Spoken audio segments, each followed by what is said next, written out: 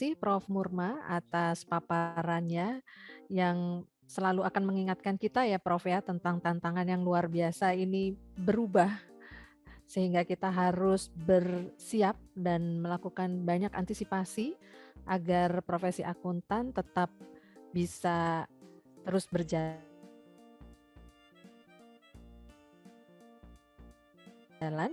Itu juga bisa mengupdate tadi Prof. Murma sampaikan kita bisa belajar ilmu lain ya, disiplin ilmu lain teman-teman. Jadi teman-teman mahasiswa mohon diperhatikan ya. Jadi kita akan melebarkan sayap kita untuk mencari ilmu pengetahuan sebanyak mungkin. Jadi teman-teman memiliki banyak pemahaman dan bekal.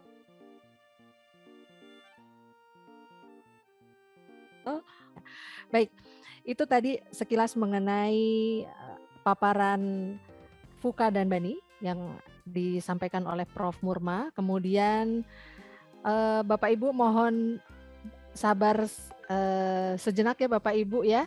Kalau ada pertanyaan mohon dicatat dulu karena kita akan mendengarkan paparan lebih lanjut dari Prof. Intias Utami. Nah, selamat datang Prof. Intias Utami. Terima kasih Ibu Ari. Intias Utami ini di tengah kesibukannya pun masih menyempatkan untuk bisa sharing kepada kita semua hari ini di webinar hari ini. Saya izin untuk membacakan perjalanan karir Prof. Intias Utami.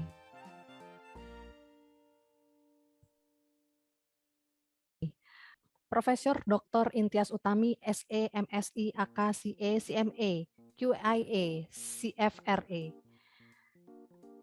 Lahir di Yogyakarta 24 Juni 1974. Area penelitiannya luar biasa Bapak Ibu. Saya mohon maaf Prof, kalau saya bacakan ini bisa sampai jam 5 sore mungkin ya Prof ya.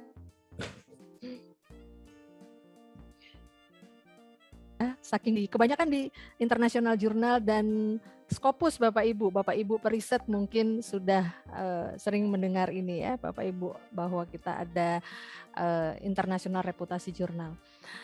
Area penelitian dan pengajaran di audit internal, pengendalian organisasi, akuntansi manajemen dan forensik.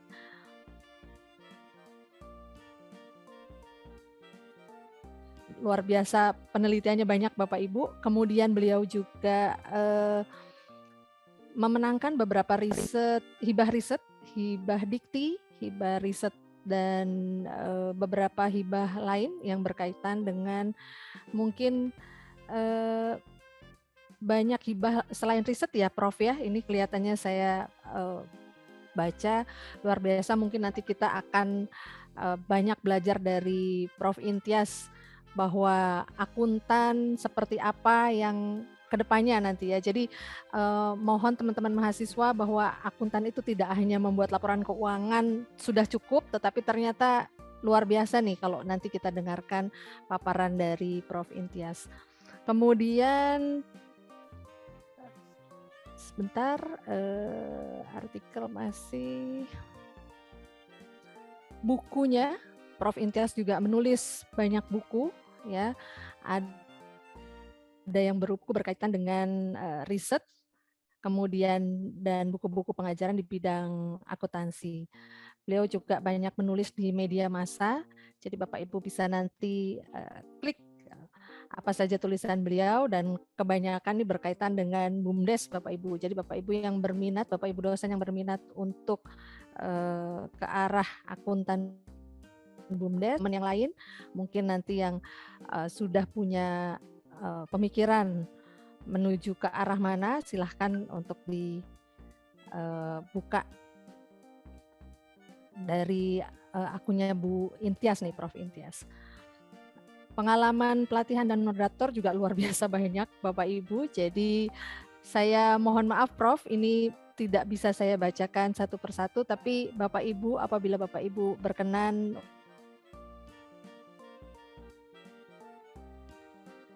untuk sumber kami nanti bisa menghubungi saya. Baik, untuk selanjutnya saya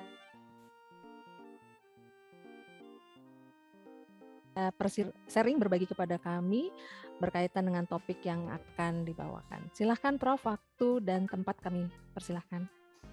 Terima kasih Ibu Ari. Ini moderator yang cetar. Saya menyapa dulu. Assalamualaikum warahmatullahi wabarakatuh. Salam hormat, salam sehat, salam semangat, dan salam gaspol. Siap. Gaspol. Pak Rektor, Pak WR, terima kasih sudah mengundang saya. Ibu Ari kemarin kontak, kemudian saya nggak bisa jawab tidak, karena kalau Undira yang minta pasti jawabnya iya, apalagi diminta Pak Rektor gitu harus siap. Terima kasih. Terima kasih. Terima kasih Prof. Terima kasih Prof Intias. Iya, Pak Rektor. Salam dari Kupang, Bapak. Saya di Kupang ini posisinya. Wes, mantap. Luar biasa. Mobilitasnya luar biasa. Boten, ini pas ada tugas. Prof Murtadi, matur nuwun Prof, sharingnya tadi juga menguatkan saya sebagai dosen yang masih harus belajar banyak. Karena pengalaman narasumber kita yang pertama tadi luar biasa memberikan basic. Saya nanti akan, mohon izin Prof Muradi, saya akan membawakan lebih ini ya, pengalaman saya, ngaten Prof. Jadi pengalaman dan juga kalau dilihat dari kiprah seorang akuntan itu ternyata ada sisi lain yang mungkin teman-teman mahasiswa bisa mengambil sisi yang mahasiswa bisa lakukan. Jadi kita mengambil dari sisi kita masing-masing. Nah, saya membawa satu geng saya, namanya Arin Tias. Ini putri saya, tetapi akuntan. Dan saat ini saya mengajak anak saya untuk bisa nanti ikut menjawab kalau ada pertanyaan-pertanyaan, karena kami sedang alih generasi. Kalau hanya akuntan, suruh jawab juga pertanyaan ibunya. Iya. Jadi ini karena ada mahasiswa, Prof. Jadi saya berusaha membawakan versi mahasiswa. Kalau ingin jadi wirausaha yang akuntan atau akuntan yang berwirausaha itu seperti apa? Jadi saya bawa salah satu yang sudah berpraktek bukan di kantor jasa akuntan, tetapi nanti kita lihat. Jadi saya mohon izin share, semoga sinyal saya stabil Bu Ari karena Kupang sedang mendung dan tadi hujan. Semoga mendungnya merata ya Prof. Iya, Jakarta juga ya. Jakarta deras sekali tadi pagi. Agak cerah sedikit. Oke, baik. Saya tidak mengulang tetapi menyinggung sedikit karena ini era yang tidak bisa ditolak.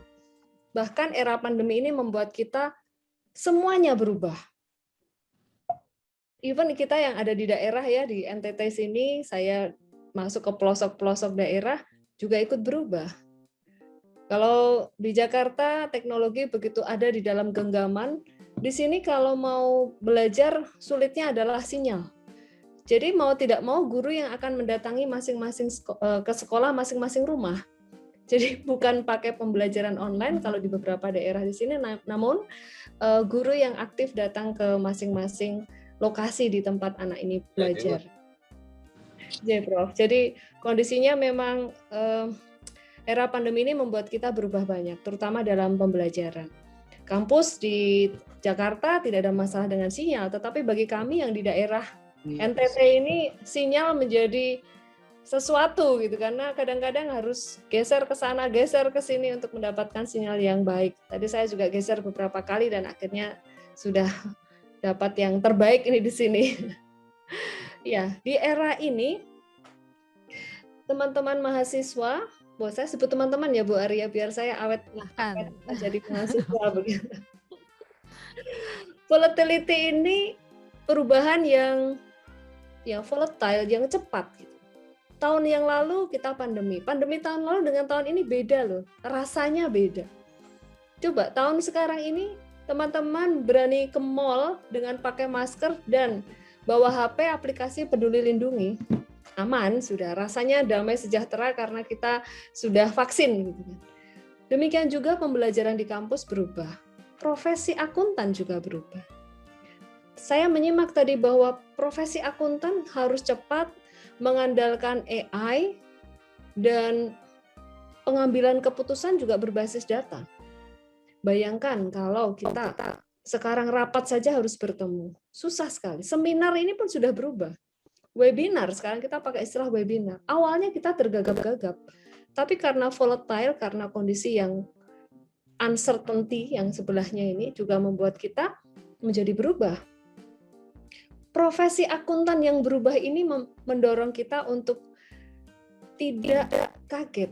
Jadi tidak merasa panik, tidak kaget, tetapi kita ikut beradaptasi untuk bisa bertahan di era yang semakin VUCA ini. Kompleks, iya kompleks. Tidak sekompleks dulu ya rasanya. Kalau memang kompleks, tentu saja kita tidak bisa melakukan pendekatan dengan satu ilmu. Saya sepakat tadi Prof, bahwa pendekatan multidisiplin menjadi tidak terelakkan lagi. Maka sekarang ini pembukaan program studi yang multidisiplin, interdisiplin, dan transdisiplin ini menjadi daya tarik. Bisnis digital misalnya, di Undira udah ada belum ya, Bu Ari? Belum ya kayaknya ya. Bisnis digital ini pendekatan multidisiplin, karena tidak hanya akuntansi, tidak hanya manajemen, tetapi ada digitalisasi di sana. Tidak bisa juga teman-teman IT mengatakan ini mata kuliah bisnis digital diajar oleh teman-teman FTI saja, tidak bisa. Karena ada unsur bisnisnya. Pertanian misalnya. Di tempat kami pertanian dan bisnis. Karena jangan sampai kita menghasilkan gandum tapi nggak bisa laku. Jiwa entrepreneur tidak hanya dimiliki oleh kami di Fakultas Ekonomika dan Bisnis, tapi seluruh mahasiswa diharapkan memiliki entrepreneurship skill maupun jiwa yang bisa dipakai untuk nantinya ketika lulus kita bisa berwirausaha juga. Dan ambiguity tentu saja ini berkaitan dengan kita tidak bisa mengandalkan data sekarang, tapi kita bisa menggunakan data yang sifatnya panjang begitu, kemudian kita sudah menggunakan prediksi. Saat ini di NTT ya, saya ceritanya karena lagi ngomongin di NTT nih, dari era VUCA ini untuk penanaman jagung, tanam jagung panen sapi, ini program pemerintah, ini kami prediksi pakai sistem informasi. Kalau kita mau menanam jagung, kita harus tahu dulu musim-musim yang tepat, bulan-bulan apa, kerjasama dengan BMKG sistemnya. Nah, saya sebagai seorang akuntan, bukan yang bagian memprediksi ini kapan ya, ini apa tanam jagungnya itu pada bulan apa, kemudian saya mengedukasi proses penanaman jagung, tidak. Tapi akuntan mengambil peran bahwa Bang, pemerintah ketika akan memberikan kredit, kesehatan petani ini, kesehatan keuangannya, ini bisa diprediksi dengan melihat cara proses tanamnya tadi. Kalau kita berikan kredit pada bulan-bulan yang salah, maka habis ditanam, kena hujan, badai, habis sudah. Tapi kalau kita memberikan kredit di waktu yang tepat, maka panen juga akan dilaksanakan di waktu yang tepat. Kreditnya nanti akan berputar, tidak macet dan tidak menimbulkan masalah di perbankan. Jadi peran akuntan tidak di sisi yang bagian penanaman jagung ya, tapi kita berada pada sisi menilai kesehatannya. Oke, jadi akuntan tidak hanya bicara masalah menghitung, tetapi juga kita melakukan analisis atas satu kondisi. Era Bani jelas tadi sudah disampaikan sesuatu yang, kalau saya bilang sesuatu yang gampang pecah itu bisa kita rekatkan kalau kita sendiri agile, lincah, mau beradaptasi.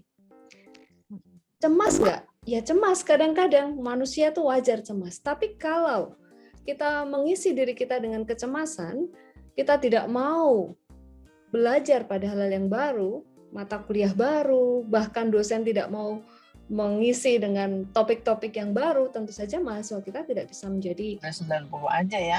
Iya. Mahasiswa tidak bisa nanti menghasilkan yang tidak bisa menghasilkan sesuatu atau informasi yang berbobot juga.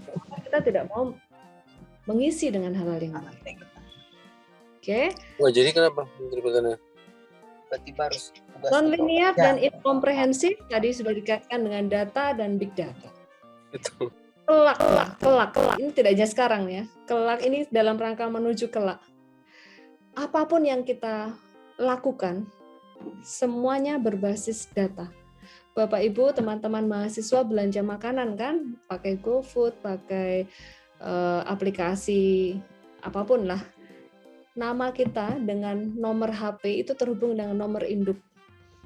Maka secara database, Intias Utami ini sukanya beli makanan apa, pergi kemana, karena belinya tiket pakai Traveloka, kemudian selera musiknya apa, dilihat dari akun YouTube-nya, kemudian tingkat belanjanya seperti apa, dilihat dari pola belanjanya, ketahuan karena ada kartu kredit.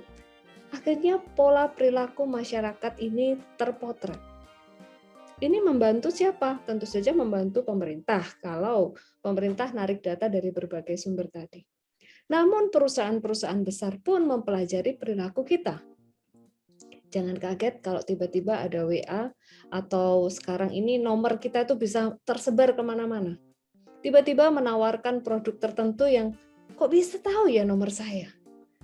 Ya, saya pernah terima telepon yang menawarkan asuransi segala rupa begitu ya.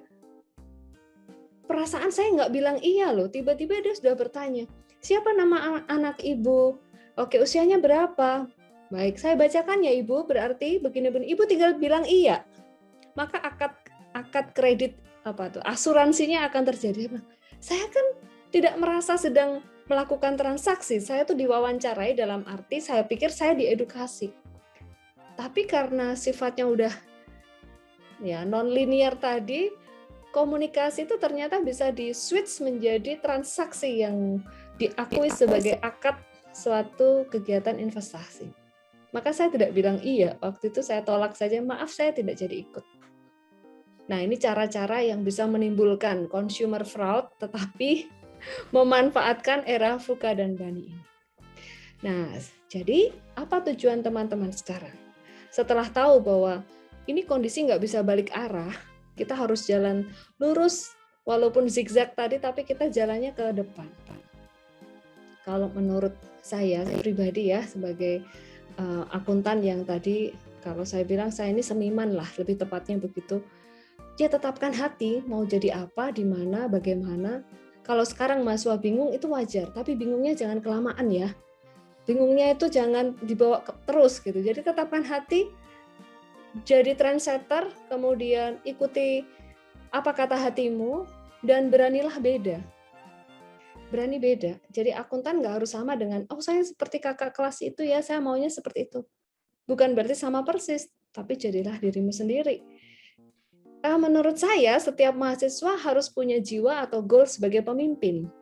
Jangan berpikir, wah saya pokoknya jadi karyawan bank saja deh, cukup. Yang penting saya ngantor pakai seragam. Itu dulu. Kerja ngantor pakai seragam itu dulu. Itu bagus.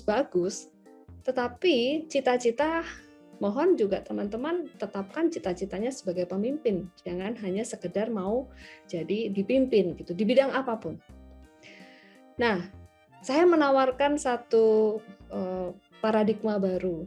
Paradigma ini tidak ingin merubah, tetapi ini memperkaya. Mengapa tidak teman-teman menjadi akuntan yang berani berwirausaha? Tahu bisnis kalian, tahu teman-teman punya basic pengelolaan manajemen, teman-teman sudah dididik untuk memiliki sikap seorang yang profesional sebagai seorang pebisnis di mata kuliah yang diambil, dan teman-teman sudah dipelajari atau sudah dipaksa untuk belajar mengelola finance serta mengelola waktu secara efisien dan efektif. Ini kalau nggak kuliah nggak akan ketemu yang namanya deadline. Deadline ya, kumpulin tugas ya, itu bagian dari membentuk sikap. Jadi ketika Bapak Ibu dosen memberikan tugas deadline dengan jam tertentu, bahkan kalau terlambat itu nanti kena denda poin, itu tujuannya membentuk sikap. Jadi jangan merasa tersiksa. Ya, merasa happy lah kalian ini kalau diberi deadline. Kalau kita hidupnya nyaman, kita nggak akan bertahan di era VUCA. Nggak akan, karena kita merasa santai aja deh, ya udahlah hidup tuh terima nasib, nggak juga nggak apa-apa, bersyukur kalau dapat, nggak ya wes gitu kalau orang Jawa ya. Jangan. Dan akuntan berwirausaha atau akuntan wirausaha harus berani mengelola people. Caranya sejak kita kuliah. Kita berorganisasi itu adalah managing your people. Nanti teman-teman akan jadi pemimpin. Tahu pasarnya, tahu jualan apa. Jualan itu tidak harus produk ya. Tahu perkembangan, tahu market. Sekarang yang tren apa sih? Oh, cuci sepatu. Terus apakah itu hina? Oh, enggak. Nanti saya cerita deh, saya bisnis aneh-aneh gitu ya. Artinya di luar teman-teman dosen pada umumnya, saya memilih jalur sebagai akuntan yang berwirausaha. Maintain your customer, karena kita di akuntansi juga bicara mengenai strategic management, kita tahu dong dunia marketing, dan beranilah mengambil risiko. Jangan setengah-setengah. Ya. Ini beberapa contoh teman-teman. Kalau menjadi wirausaha, buka kantor akuntan publik, ayo. KJA, ayo, nggak usah takut. Tax planner, mari. Financial planner, ini lagi ngetren ini. Financial planner. Event organizer, kenapa tidak? Food and beverage, jadi pengusaha makanan dan minuman, kenapa tidak? Bergerak di bidang produksi, fashion, dagang, jualan tiket, kenapa tidak? Terus profil lulusannya bagaimana? Apakah bergeser? Tidak bergeser, karena kalau saya lihat ya, teman-teman di Undira ini kan salah satu kekuatannya ada entrepreneur ya, Bu Ari ya, kemarin ketika saya visitasi. Ini justru membuat bukti bahwa berwirausaha itu membuka lapangan pekerjaan, Bu. Teman-teman bisa punya sesuatu yang berbeda. Oke. Jadi secara strategic management, ilmu di akuntansi tidak akan dilupakan. Ya, karena kita dengan belajar strategic management, data yang kita kumpulkan, kalau kita sudah bicara AI, bicara big data, maka itu akan menentukan strateginya dan saat implementasinya. Bagaimana kita membuat skenario planning saat membuat strategic management? Bagaimana kita menggunakan balance scorecard dan roadmap? Ini dipakai kalau bisnis. Bagaimana kita membuat perjalanan panjang bisnis kita? Harus punya cita-cita bahwa bisnis kita itu tidak akan berhenti di tahun ini, tapi ini akan jangka panjang. Setelah itu tentu saja teman-teman dalam menyusun strategi, lakukan brainstorming, banyak diskusi. Saya ini senang banget kalau udah ketemu senior yang sudah jadi pengusaha, hanya ngopi kemudian saya mendengarkan.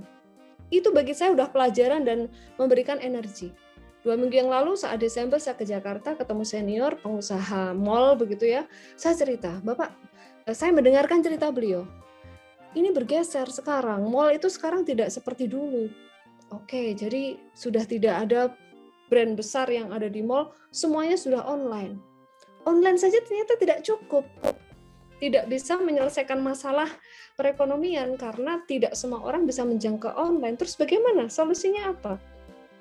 Nah, bicara seperti itu menarik, termasuk alumni kami di Garuda Food, Bapak Sudamek, yang memiliki strategic business, spiritual based company atau mindfulness based business.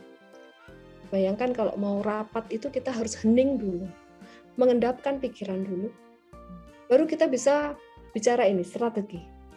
Jadi kita tidak hanya langsung, oke, pelajaran ya, mata kuliah kita awali dengan doa, lalu kita langsung materi, itu tidak akan membuat pikiran mahasiswa juga akan mengendap. Karena itu kalau kuliah saya biasanya awali dengan doa, terus ngobrol ke sana kemari sebentar gitu. Hai, apa kabar? Apa kabarmu Astrid? Kamu ada di mana? Hai Pasca, kamu ada di mana? Papua ya? Apa kabar Papua? Nggak to the point langsung pada materi, nanti mahasiswa jam 7 masih ya dan tidak nyawanya kan. Terus nanti tidak bisa fokus. Oke, anyway, inilah strategic management yang bisa kita pakai untuk membuat bisnis atau menjalankan bisnis.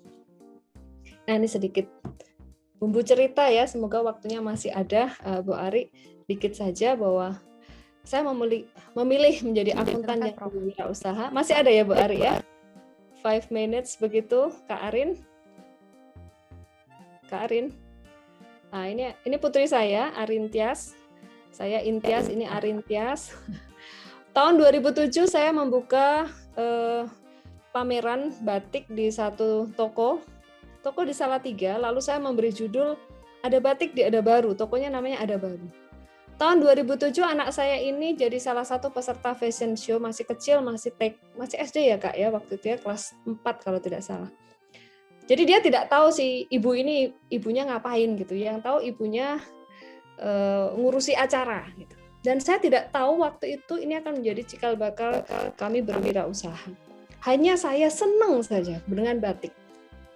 Hari ini saya pakai tenun karena di Kupang hari ini jatahnya harus pakai tenun. Nah, fashion show yang saya adakan tujuannya adalah untuk mempromosikan batik dengan brand Intias. Memilih nama saya sendiri, ini narsistik tetapi narsis untuk tujuan branding. Tahun 2015, usaha ini berjalan, bergulir dari 1 tas plastik ke 2 tas plastik, 3 pameran dari sekolah ke sekolah, dari meja ke meja, bazar maksudnya. Kemudian dari toko ke toko, dari pameran ke pameran, sampai kami bisa hadir di Inacraft Jakarta dan dapat binaan Sukovindo. Pasang surut iya, nggak ada masalah, itu namanya bisnis, itu hidup. Ya. Kemudian tahun 2015, anak saya udah mulai kuliah nih, 2016 dia kuliah. Tahun lalu dia lulus, yang CV ini berubah menjadi PT. Oke. Nah, pindah generasinya berlangsung tahun lalu.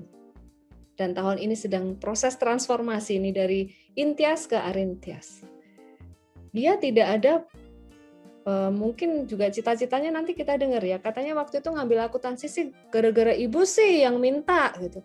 Tapi ternyata dia sekarang sudah tambah usahanya di kuliner. Jadi ilmu akuntansinya dipakai untuk hal-hal yang lain, hal-hal produk yang lain artinya. Nah, Kak Arin, mungkin bisa sharing sedikit, nanti ditambah ya, ini PT kami bergerak di bidang pelatihan, konsultan, dan juga I.O. Jadi saya tulis event organizer karena saya suka bikin acara, termasuk acara-acara webinar seperti ini. Kemudian ini bergeser ke Kakak Arin yang melanjutkan pelatihan-pelatihan dengan berbagai macam instansi. Terakhir Kakak Arin ini deal dengan Inspektorat Mojokerto. Ibunya nggak tahu mah besok ya ngisi ya. Oke, jadi ibunya dikontrak untuk jadi narasumber anaknya gitu. Itu yang terjadi di tempat kami. Ini misi kami dan ya ini tagline. Dia sendiri yang menciptakan, dia yang menggambar logonya, dia yang memaknai apa ini artinya. S ini Smartias. Tias, jadi kita awalnya tadi dari CV menjadi PT, dan tradisi yang lain yang kami lakukan karena kami bisnisnya adalah family business, kami tetap profesional. Tahun 2017 ini Bapak Gubernur dan Prof. Cameo sebagai staf khusus waktu itu meminta kami menjadi tenaga riset begitu ya, tenaga ahli untuk riset Bapak Gubernur. Dan hasil risetnya dipakai sebagai dasar pengambilan kebijakan Provinsi NTT untuk mengambil pariwisata sebagai prime mover. Nah, waktu itu masih berbentuk CV nih waktu itu. Jadi Bapak Gubernur mengisi beberapa acara, lalu kami bagian dari tim risetnya untuk memutuskan kebijakan pariwisata. Jadi ilmu akuntansinya itu dipakai untuk support informasi yang bisa dipakai oleh Bapak Gubernur untuk mengambil keputusan, khususnya kebijakan-kebijakan publik. Oke, ini beberapa mitra kami. Nah, kalau rumah sakit ini kami survei, jadi ilmu akuntansinya dipakai untuk menganalisis data survei yang ada di rumah sakit jiwa. Ini Kakak Arin ini wawancara pada bukan pasiennya ya, tetapi pada keluarga pasien. Sempat dia keliru sama pasiennya juga, sempat dia keliru ngomong-ngomong wawancara, tapi ternyata tuh pasien yang sakit jiwa, jadi hasilnya jadi lucu katanya. Tapi ya itu pengalaman dia ketika survei. Dan yang lain-lain nih ada yang survei, ada yang pelatihan-pelatihan ya, termasuk Undira kayaknya pernah ikut juga webinar kami. Ini beberapa ya. BIMTEK dengan beberapa inspektorat. Nah, keahlian di akuntansi kami pakai sebagai bagian dari menghasilkan pelatihan yang bidangnya akuntansi. Kadang saya sendiri narasumbernya, kadang juga teman-teman lain yang menjadi narasumber dalam acara-acara BIMTEK. Kemudian jaminan mutu dan lain sebagainya. Ini workshop, mulai dari workshop eksperimen, workshop transaksi non-tunai SKPD, desain riset eksperimen, penyusunan laporan keuangan berdasarkan PSAK. Jadi ilmu akuntansinya dipakai karena bikin bisnis seperti ini nggak boleh rugi, harus dihitung. Ya. BIMTEK Mojokerto kemarin belum lama ini. Nah, kami punya bisnis yang lain namanya Rumah Batik tadi. Oke, ini retail fashion batik. Sejak 2007 bermitra, kami punya pengrajin di Solo dan Klaten. Oke, inilah produknya Kakak Arin. Jadi dia sudah mulai merancang sendiri, bikin caranya dia, sudah beralih generasi tadi ya, karena VUCA tadi membuat saya sadar bahwa saya bukan generasi yang sekarang, tetapi saya tidak boleh menolak kemajuan. Karena itu ketika serah terima ke Kakak Arin, saya tanya dulu, kamu mau bikin rumah batik konsepnya apa, Kak? Dia bilang, saya mau yang lebih anak muda, maaf gitu. Karena kemarin kan mama-mama muda, sekarang udah ke anak muda. Nah, ini desainnya dia. Akhirnya sewa rumah dulu, kami sewa rumah, jadi rumah batik, showroom, sampai dengan saat ini. Nah, ini beberapa desain Kakak Arin, ini ekonomi kemarin. Dan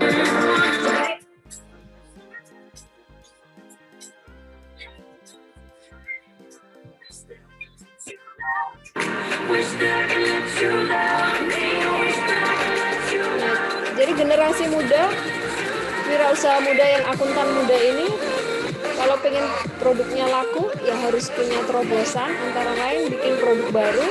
Nah, storyboardnya dia bikin sendiri, dia ciptakan gayanya anak muda sendiri, jualan online iya pasti, tetapi keberanian untuk bisa keluar dari zona mamanya ini yang harus dan bertahan di era yang tambah VUCA ini.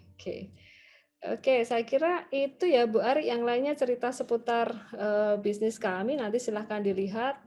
Kami juga training untuk koperasi digital dan berbagai macam sertifikasi. Ya, inilah dari hobi wirausaha yang akuntan, teman-teman juga bisa melakukan hal yang sesuai dengan passion-nya. Ini beberapa kegiatan buku kami, dan pelatihan membatik juga bagian dari kegiatan kami. Ini Kakak Arin yang mengatur bagaimana bekerja sama dengan Yayasan Pendidikan Astra. Jadi kami tidak hanya bergerak di bidang pelatihan-pelatihan audit, tetapi di era VUCA ini resolusinya adalah bermitra dengan siapa saja, masih beririsan dengan akuntansi, dan tidak patah semangat meskipun di era pandemi. Saya kira dari saya itu ya Bu Ari, semoga teman-teman tergugah semangatnya untuk menjadi wirausaha, dan akuntan yang bertahan adalah akuntan yang mau keluar dari zona nyaman. Terima kasih, selamat siang semuanya. Terima kasih. Warahmatullahi wabarakatuh. Terima kasih. Waalaikumsalam warahmatullahi wabarakatuh. Terima kasih Prof. Intias, luar biasa ya Bapak Ibu ya. Jadi kita dibukakan satu jendela baru Bapak Ibu, di mana tidak hanya berkutat di debit kredit ya Prof. Tetapi sekarang move forward lebih kepada bagaimana how to make profit. Dengan tadi saya tertarik bahasan Prof.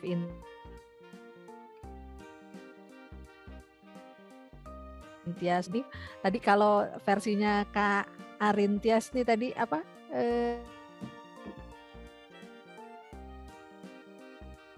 Mungkin bisa jauh lebih berpandangan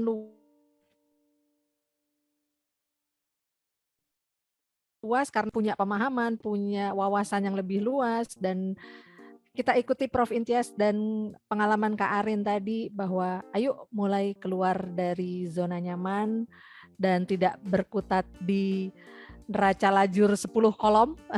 Jadi kalau itu aja sudah sulit, jadi ya jangan dianggap sulit. Yang lebih sulit adalah ketika kita harus berani keluar dan berani berbeda dan bisa bertahan. Baik Bapak Ibu sekalian, mungkin Kak Arin ada yang mau ditambahkan? Kita bisa dengarkan pengalaman Kak Arin. Nanti aja katanya. Oh, baik. Nah, teman-teman mahasiswa di sini ada Kak Arin yang teman-teman bisa apa ya, sedikit curhat ya Kak Arin ya, kalau anak sekarang bilangnya curhat. Kalau zaman kami namanya brainstorming atau itu ketuaan ya. Kak Arin nggak bisa ngomong kayaknya, ke hostnya nggak allowing partisipan ya. Arin Tias, jadi tadi dia mau nyaut tapi nggak bisa, mic-nya nggak bisa nyala tadi. Atau mute-nya Oke. bisa di Oke. Kak Arin mungkin buat teman-teman mahasiswa nih terutama. Ya, untuk teman-teman mahasiswa sebetulnya banyak ya peluang baru yang bisa dicoba dan dinekatin aja sih sebetulnya. Waktu itu memang sebetulnya untuk memulai terobosan baru dalam usaha ini banyak perdebatan yang luar biasa juga dengan ibu saya karena mungkin beda generasi ya, jadi pikirannya tuh ya terlalu akademis banget lah waktu itu, tapi ternyata sudah bisa lihat dari sisi lain dan ya yang penting nekat dulu aja sih. Brave to take a risk itu perlu. Ya, high risk high return ya Kak Arin. Ya. Ada teorinya ya Bu ya. Jadi harus tadi yang disampaikan Prof. Intias, berani berbeda. Dan kembali lagi passion itu lebih utama karena ketika kita menjalani dengan hati itu tidak hanya berdampak pada bagaimana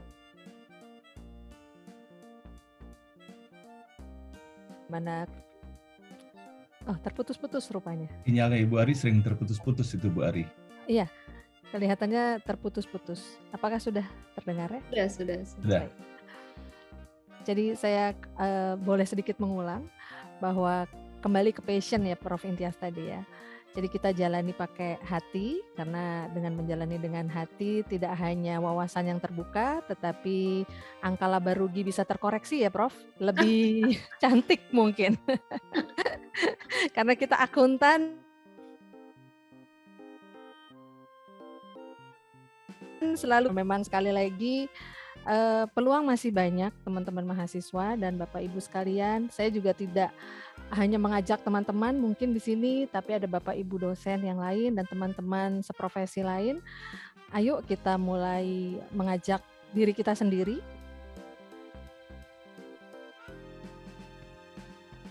Dan lebih banyak di area akuntansi. Jadi kita pakai ilmu akuntansinya ini kita menjadi ada Bapak Ibu yang mungkin akan berdiskusi, saya persilahkan. Bu Ari sedikit, Bu Ari. Silakan, Jadi Prof. Arin ini menggunakan ilmu akuntansi sekarang untuk menghitung produktivitas ayam karena dia sedang menambah bisnisnya ke membuka warung sop, pecok dan ayam bakar begitu. Kayaknya sepele ya, tetapi saya pun jadi kamu sampai menghitung begitu ya. Jadi sampai tahu karyawannya melakukan fraud atau tidak dengan menghitung si produktivitas ayam ini. Baik. Kelihatannya mungkin ada nanti mungkin tidak hanya webinar nih Prof ya, harus ada sesi khusus untuk bagaimana mencoba untuk mengembangkan wirausaha. Mental wirausahanya dibangun, kemudian tadi mendapat paparan dari Prof. Murma, dari Prof. Intias, bahwa kita memang harus berani berbeda. Prof. Murma juga sudah sampaikan tadi MBKM ini adalah pintu masuk ya Prof ya, tadi pintu masuk buat teman-teman bisa belajar bidang ilmu yang lain ya, sehingga teman-teman mahasiswa ini dibekali tidak hanya ilmu akuntansi seperti dulu kami ya mungkin ya Prof. Murma dan Prof. Intias, kami memang zaman dulu. Zaman dulu iya. Baik.